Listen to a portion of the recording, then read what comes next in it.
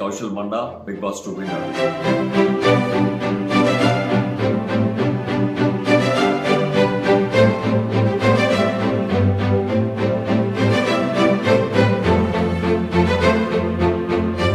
మన తెలుగు వాళ్ళందరూ కలిసి లాస్ట్ ఇయర్ ఒక నేషనల్ తెలుగు అసోసియేషన్ స్టార్ట్ చేశారు. అదే మన అమెరికన్ తెలుగు అసోసియేషన్ ఎగ్జాక్ట్గా 1 year సెలబ్రేషన్స్ జరుపుకుంటుంది ఈ నెల ఏప్రిల్ 13, 14. సో ఈ కార్యక్రమానికి నాతో పాటు చాలా మంది సెలబ్రిటీస్, చాలా మంది సింగర్స్ పాల్గొంటున్నారు.